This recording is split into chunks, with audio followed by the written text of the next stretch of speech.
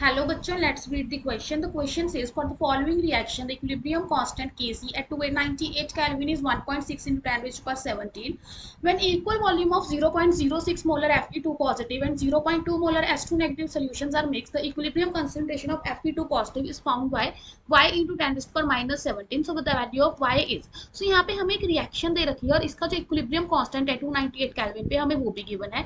अब हमें कहा गया है कि जो इक्वल वॉल्यूम है Fe2 पॉजिटिव और S2 नेगेटिव की वो मिक्स की गई है, तो हमारे पास जो इक्विलिब्रियम कंसंट्रेशन Fe2 पॉजिटिव के वो क्या होगी। तो सबसे पहले यहाँ पे जो हमें की कंसेप्ट चाहिए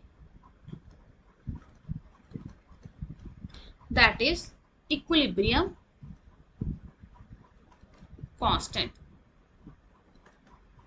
सो अब देखो हमारे पास क्वेश्चन में जो हमें कहा गया है कि जो वॉल्यूम है वो इक्वल है, दैट मीन्स हमारे पास जो Fe2 पॉजिटिव की कंसंट्रेशन है वो कितनी हो जाएगी m1v1 by v1 plus v2।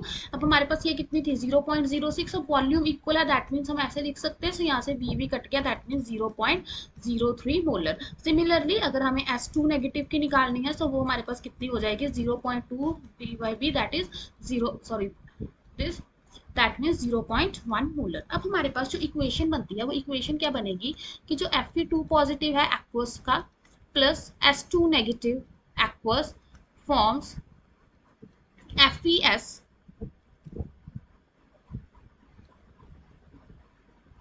Solid. अब हम मान लेते हैं कि इनिशियली हमारे पास क्या है, इसके 0.03 मोलर है हमारे पास कंसंट्रेशन, तो इसकी हमारे पास कितनी गिवन है 0.1 मोलर। सो यहाँ पे हमारे पास कितनी होगी x। अब कुछ टाइम बाद या हम कह सकते हैं इक्विलिब्रियम पे हमारे पास ये कितनी हो जाएगी -x 0.1 माइनस एक्स और ये हमारे पास हो जाएगी x।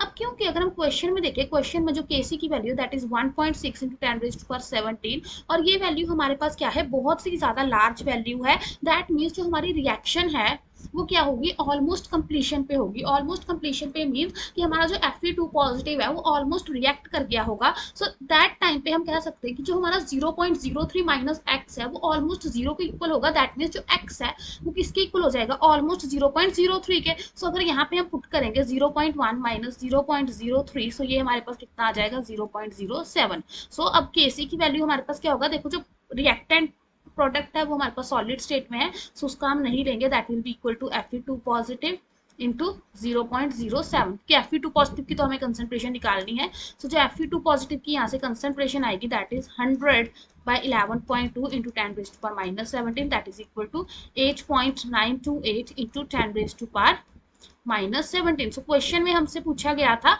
Value of y। सो जो y की वैल्यू है वो कितनी हो जाएगी 8.928 और we can say 8.93 approximately। Hope you find the answer. Best of luck.